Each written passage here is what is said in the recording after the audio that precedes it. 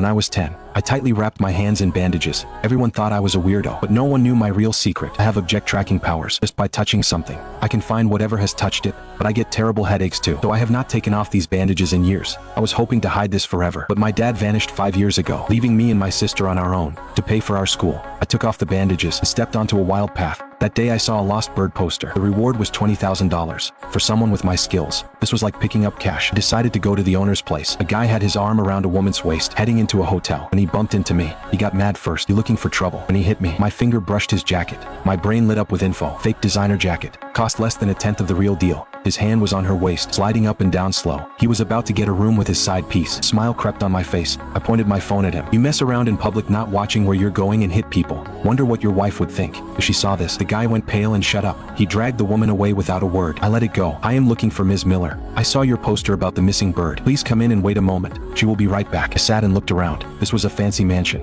My eyes locked on a family photo on the wall. The girl in the middle was the woman with that creep earlier. I was confused. She looked like she came from money. Why be some older guy's fling? Before I could think, Ms. Miller returned. "You have news about my Yoki?" "Not yet, but I can find him. Give me something he knows well." She thought and handed me a feather. I took the feather in my hand. Info flashed in my mind. I held the feather ready to leave. At the door I turned and asked, "To be clear, the $20,000 reward is real, right?" "Absolutely real." "Good, get the money ready. Wait for my call." "This is your daughter, right? She's beautiful." She passed 4 years ago." I froze, apologized, and left the mansion. I looked calm outside, but inside I was freaking out. I just saw her an hour ago. How has she been gone 4 years? I pushed down the chaos in my head. Time to get that reward first. I held the feather again, focused my mind. A sharp pain hit my skull, and the light around me got brighter. A harsh beam shot from up ahead to the right. I knew that was where the bird was. I hopped on my bike and followed the light. It led to an old abandoned music hall. I focused on the feather again. The light pointed to a practice room. As I walked over, a violin played inside. I knocked and the music stopped. No one answered, so I pushed the door open. All I saw was a chair with a violin on it. I took a few steps back and scanned the room. I don't believe in ghosts, but I was a little tense. Seeing no danger, I braved it and went in.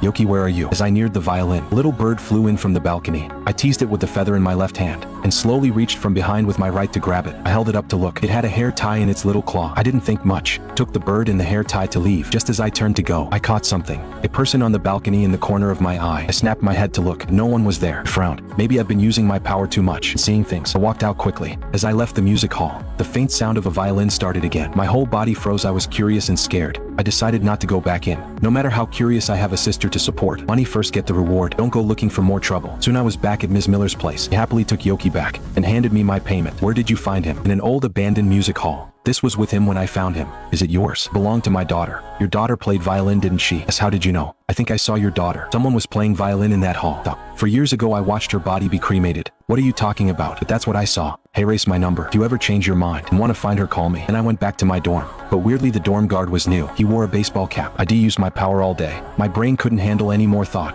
I hit the bed and was out. Next day, because of my power use, my energy was totally drained, so I needed to load up on sugar. I went early to the bubble tea shop by school to grab a few drinks. I ran into Leo from my class. He was in a rush to buy tea for his crush and wanted to cut in line. I said no and we argued, but he was no match for me. We exchanged some trash talk and split. "Cousin, you hear the news? That Leo guy you argued with fell and died." What? Before I could process it, officers came and took me in as a suspect. Name Jake Lou, age 18. "Officer, let me explain first, then you can ask me anything else." "Want to know?" "The $20,000 cash in my pocket, I earned it legally yesterday. You can call Ms. Miller in my phone to check." I helped her find her pet bird. The bandages I took off. I just don't like touching things directly. It's been a thing since I was a kid. Anyone can confirm that. I argued with Leo because he tried to cut the line. It was just a normal spat. Nothing more happened. People saw it all. I might not have an alibi, but I have no motive. You're an interesting kid, logical and bold. But tell me, who do you think is the real suspect?